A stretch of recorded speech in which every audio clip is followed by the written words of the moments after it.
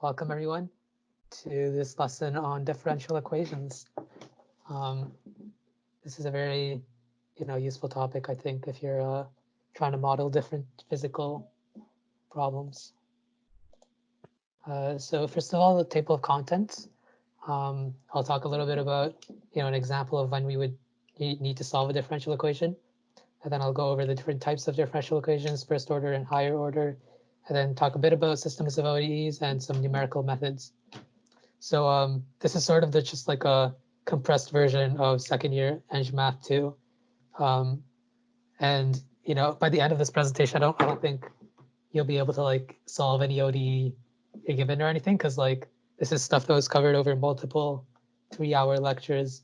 But I think it'll be good just to like give you an idea of what different types there are and to know like how the solutions generally look. And I think it'll be good for you to know what words to like plug into Google if you need to ever solve an equation. First of all, an example, shameless plug for rocking, but this is an example of when we would need to solve an ODE in our team. First of all, we have this rocking block on the diagram on the left, and you can write out an equation of motion here. So from physics, you might remember that the mass moment of inertia around a point times angular acceleration is equal to the sum of all moments around that point. And so that's what this first equation represents. So you apply some small angle assumptions to simplify it. You make a substitution. You just say p squared is equal to WR over I naught, because all of this is constant anyways. And then what you end up with is a linear, non-homogeneous second order ODE, like you see here. And then you can solve it and get something like this out of that. So yeah, this is a practical example of when you would actually use some of the stuff we talk about today. First off, we'll talk about first order differential equations. That just means that all the derivatives in the equation are first derivatives. And these are all ordinary differential equations, so there's no partial derivatives either. So the first type of ODE, and it's probably the easiest to solve, is just a separable ODE. I think you guys would have covered this in Calc 2. But essentially what it means is you can separate the variables in the equation to each side of the equal sign. Let me just go through a quick example. Let's say you have y prime is equal to negative lambda times y. You can just sort of separate out the variables, keep the dy on the left with the y, and then move over the lambda with the dt on the right side. Integrate both sides with respect to their variables, and you'll get something like this. Ln y is equal to negative lambda t plus a constant. And then you can simplify it further so that you have y equals c times e to the negative lambda t. And for c, you would just have to solve based on initial values. Okay, and then if your equation is not separable initially, you can also reduce it to a separable form by using a substitution. So you have, let's say you have something like this. You can see that it's not separable because you can't move all of the x's to the right and all the y's to the left. But if you divide it by 2 times xy, that means that you can simplify the equation down to this: y prime is equal to half times y over x minus x over y. And then if you substitute as u is equal to y over x, by definition, y prime, if you rearrange this equation and solve for y prime, it'll be u prime x plus u. So what you can do then is you can just substitute in u prime x plus u into y prime, and then rearrange this equation because now it's in a separable form.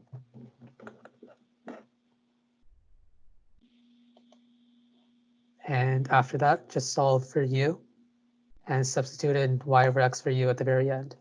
So I won't go through the complete solution, but you can find similar examples online or try solving this for yourself. Does that make sense to everyone? Any questions?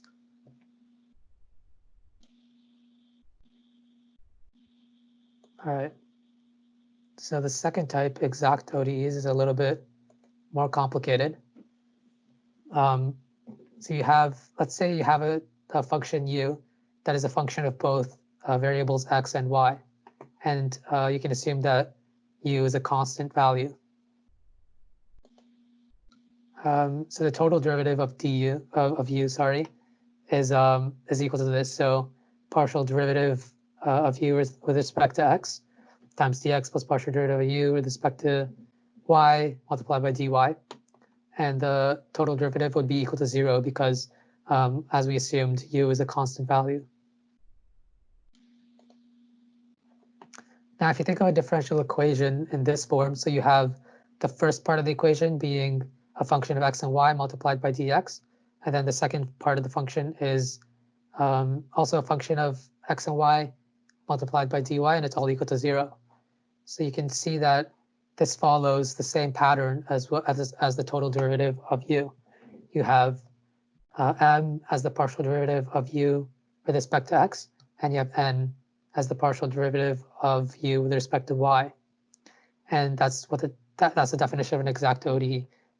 That's the definition is if m and n are partial derivatives of the same function u, the whole differential equation is an exact ODE, and there's a specific way that you can use to solve it.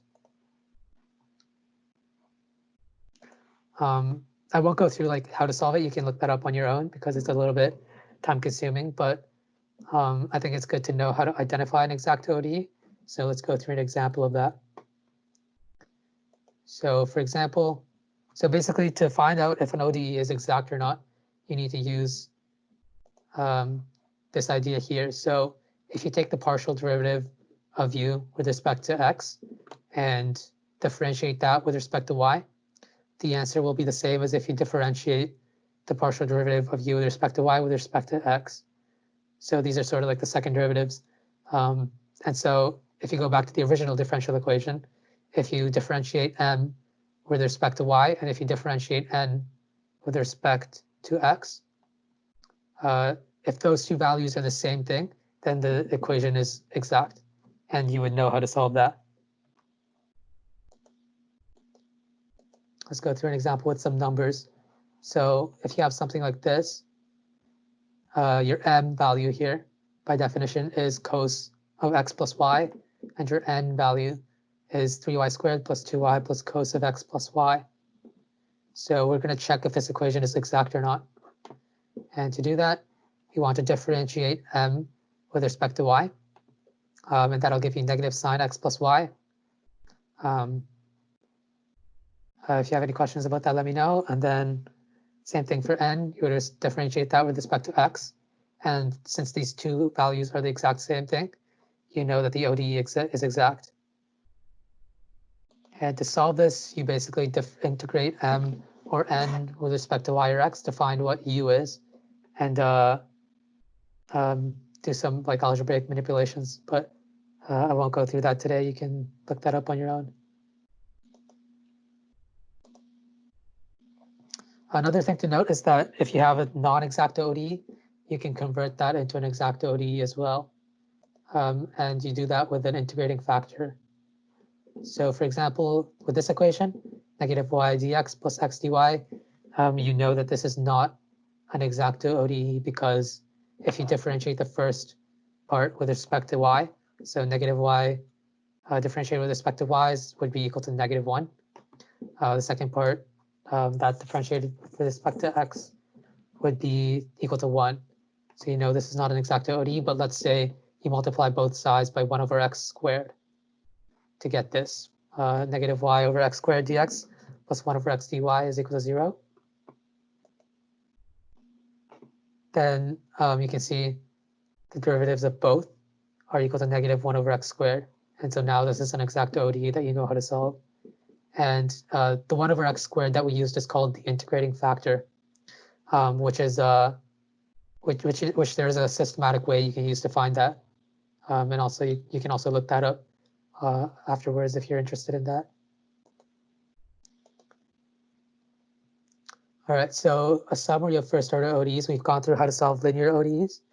And those will always be in this form, y prime plus some function times y equals another function, and it's homogeneous if r of x is equal to 0. That's always solvable using separation of variables.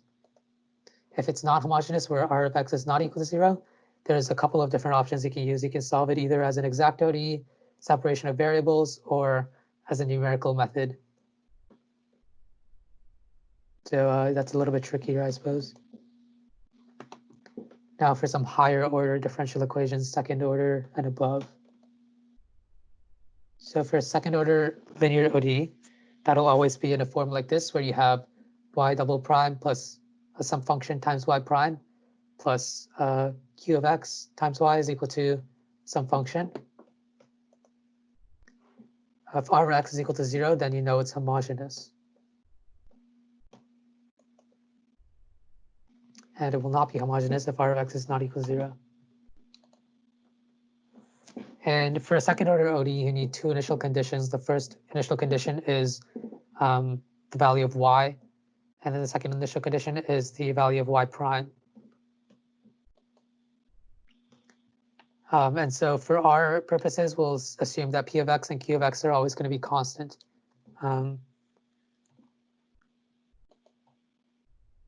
So let's look at the first type, or the homogeneous linear ODE. And that'll look like that. So the first thing to note is that you need to find two solutions, two independent solutions to the ODE in order to get the full solution, which is basically what this means. Any linear combination of two solutions will make up a different solution, another solution. So what we need to do is we need to find y1 and y2 such that the linear combination will satisfy the differential equation.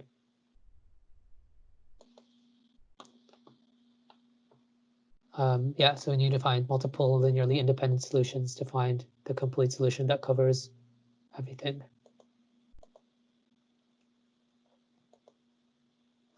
And in order to solve this, we need to assume that the solution is equal to e to the lambda x, where lambda is just a constant value.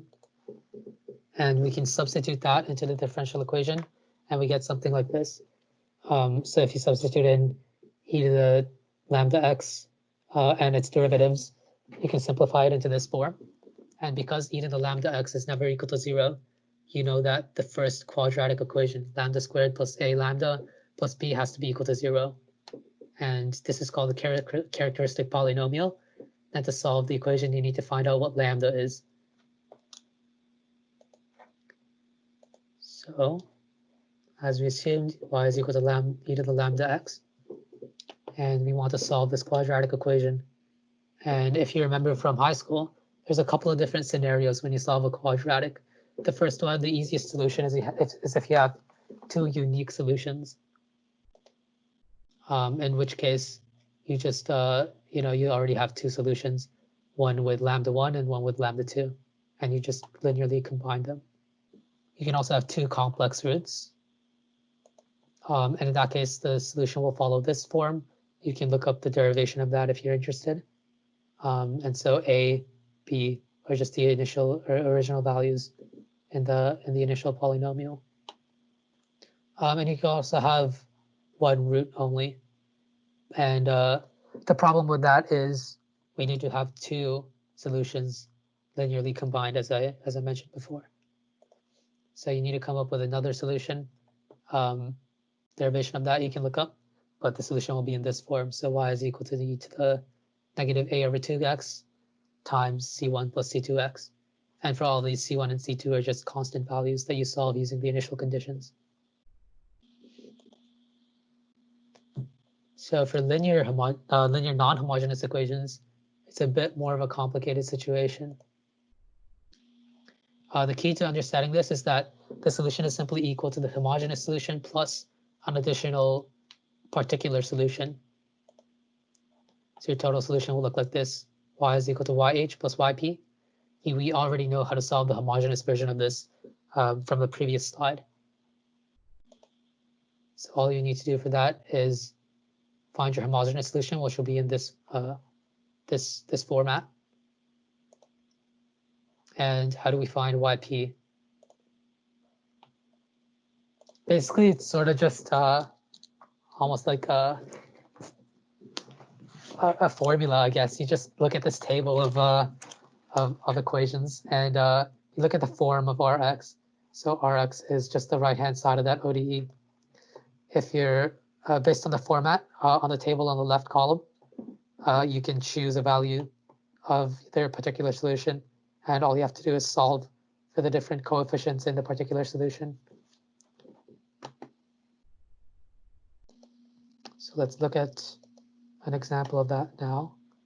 Or sorry, first of all, let's talk about some rules in addition to this for choosing what form of the particular solution to use. So the first problem you might encounter is if the particular solution is equal to the homogeneous solution. That's not good because all of your solutions have to be linearly independent. So what you can do in that situation is you multiply the particular solution that you chose with either x or x squared and try solving with that. Another rule is the sum rule. So if your right-hand side is not equal to one of the functions, but it's a sum of some of these functions. So let's say your right-hand side is equal to k cos omega x plus k sine omega x. Then you would just add together the solutions for those two particular forms.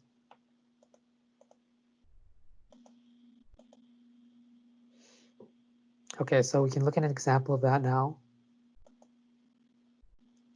Let's say we have this equation, y double prime plus y is equal to 0.001 x squared. The homogeneous solution, we solved that from before, is equal to a cos x plus b sine x. We need to find a particular solution. So looking at the table, for a solution of this form, a polynomial equation, that's the second row in the table. So our particular solution will follow the form here.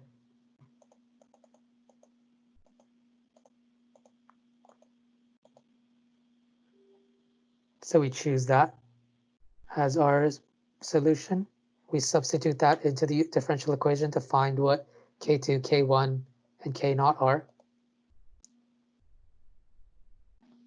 So when you substitute that in and rearrange it, you'll get this equation.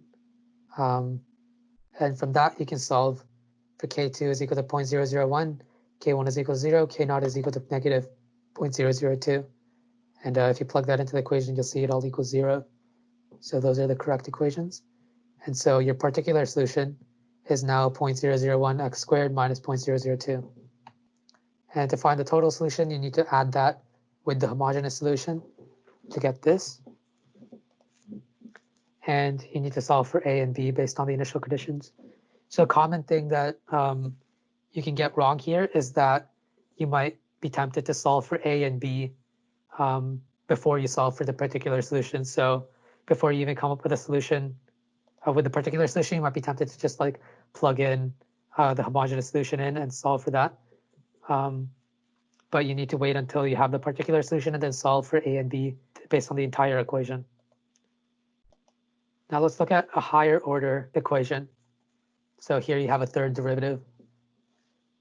It's a pretty similar procedure as before, but you make the same assumption of y is equal to e to the lambda x. And then you end up with a characteristic polynomial, but this time it's not just a quadratic equation, it's like a higher order. In this case, it would be a third degree polynomial because you have a third derivative there. And so same thing, you can have distinct real roots, in which case your job is pretty easy. You just have to add them all up and sum in the correct values of lambda. More complicated scenario is if you have simple complex roots, in which case your solution follows a format like this, similar to what we talked about before. And then another case is if you have multiple real roots of order m, and in which case your solution follows a polynomial type solution.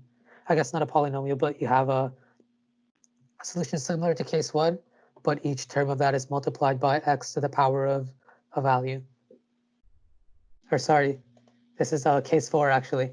So there's more than 3 cases this time. You have a case 4. where you can have multiple complex roots instead of just 2 complex roots like we did before.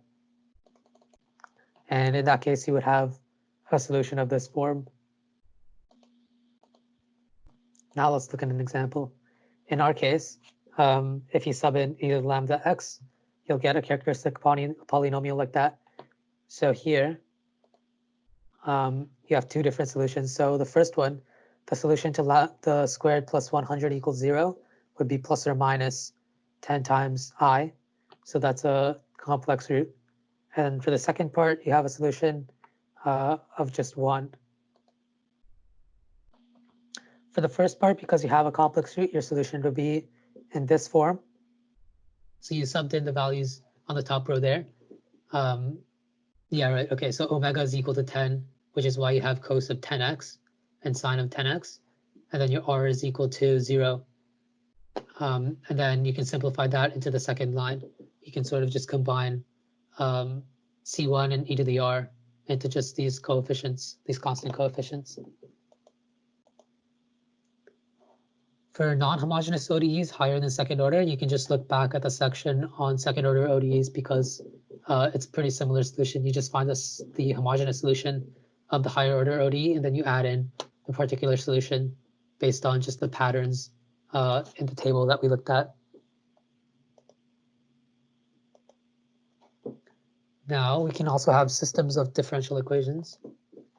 And as an example of when you might see this, if you have multiple masses like this connected together with springs, the motion of those masses is described by this system here, because each, and it ends up being a system because the motion of each block is dependent on the motion of the other blocks. So in order to find the solution for the motion of each block, you need to solve the system of differential equations.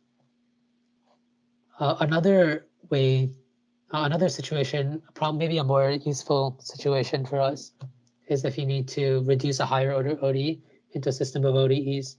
So for example, we looked at second order differential equations and how to solve them. But you can also solve them by reducing them to a system of differential equations instead of solving them using the methods we talked about before. So here, independent variable is defined as t. So, y double prime is derivative with respect to t, same thing with y prime. And in order to convert this into a system, we need to make a substitution. So we'll say that we'll define y1 as being equal to 1 and y2 as being equal to y prime. And if you substitute that into the original equation, you'll get y2 prime is equal to y double prime and y2 is equal to y prime. So you can substitute it into the original system and get something like that. And you also need to have another equation to say that y1 prime is equal to y2 prime to make a complete system. So I've just rearranged the previous 2 equations into this form to make it easier for us to put it into our matrix. So all I've done here is I've taken this equation, put it into this matrix form that you might recognize from linear algebra. And we'll make a similar assumption as we did for the other methods where we assume that y is equal to e to x times e to the lambda t. And here x is a constant, it's not a variable. Next, we'll substitute it into the differential equation. And once you do that, you'll get something like this. So the left side of this equation is equal to y1 prime and y2 prime, and the right side is equal to this matrix times y1 times y2. Does that make sense? Any questions?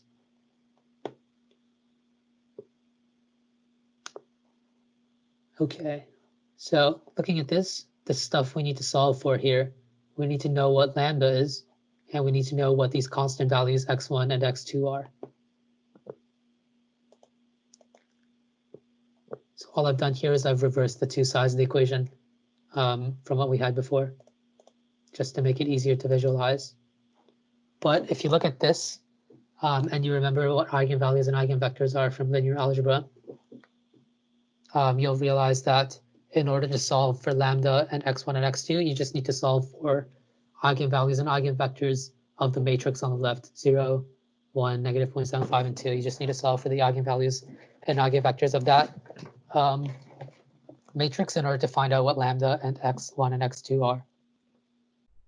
If you don't remember what eigenvalues and eigenvectors are, basically an eigenvector, basically it's the values such that if you multiply the eigenvectors by the eigenvector by the matrix, then the result will be a scalar multiple times that eigenvector you put in, and the multiple is equal to the eigenvalue.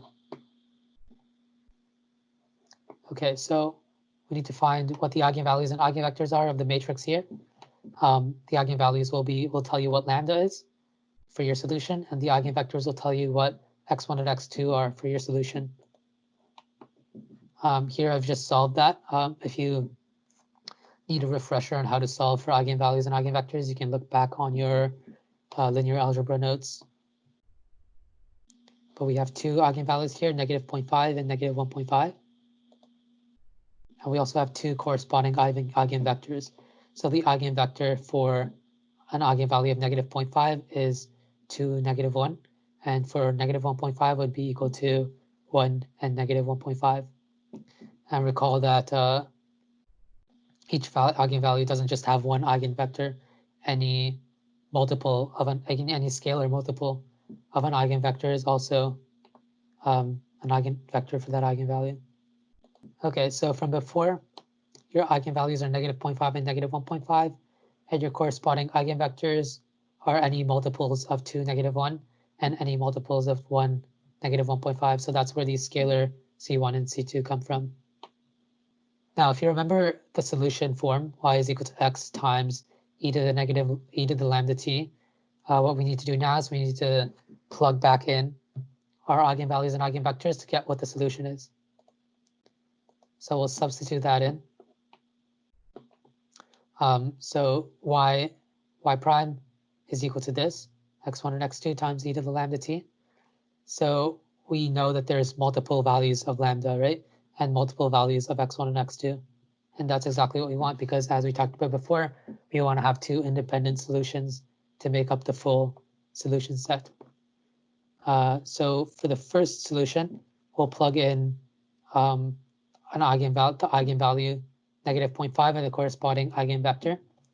So y would be equal to x1 of 2 times the constant value, c1, times e to the negative 0.5t, and negative 0.5 is that eigenvalue there.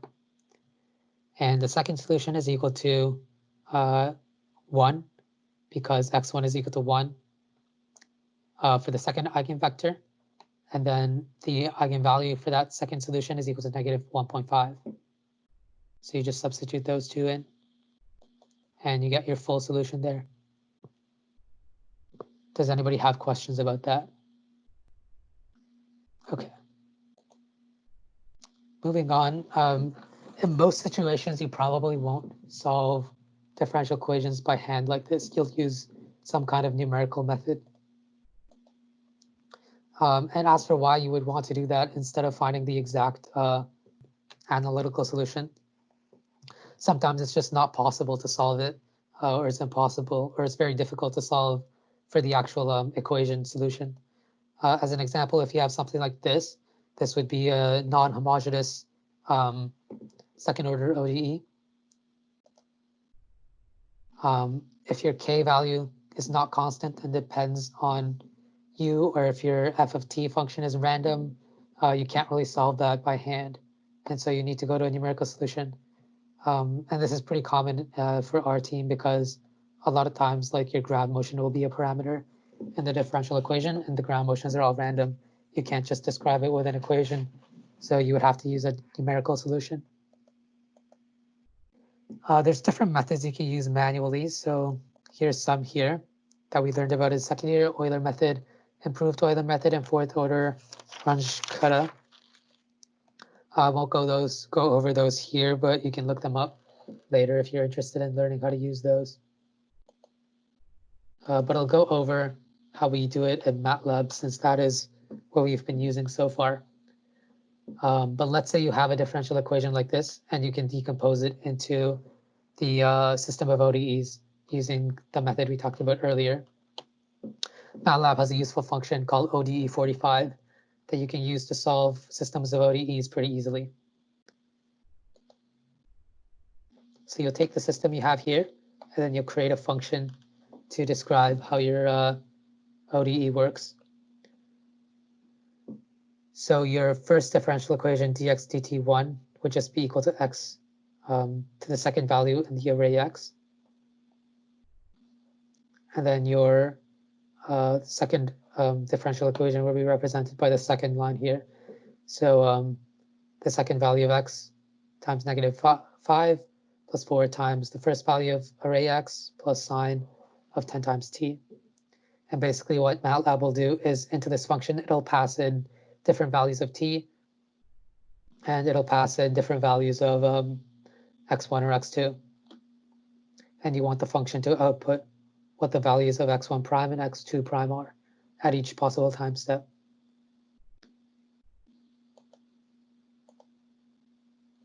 Once you have that, you can just substitute that into ODE45. So you'll put in the function here. They just called it RHS. You can call it whatever you want. You'll substitute in a matrix of all the time steps you want the ODE to be solved at. And then you'll also plug in your initial x and your initial x prime.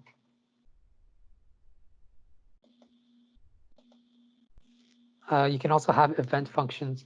So for example, if you want different initial conditions to be applied every time your function reaches a certain value, you can use an event function from MATLAB to do that. As an example here, for our block that's rocking on a tabletop, every time it hits the table, we want it to apply this coefficient of restitution to calculate the velocity of the block after it impacts the table. When we use that event function to solve it, we end up with this. So you can see that the angular velocity changes as soon as it hits the table and reaches a theta of 0. So that's why we want an event function. We want the slope to change after it hits the ground.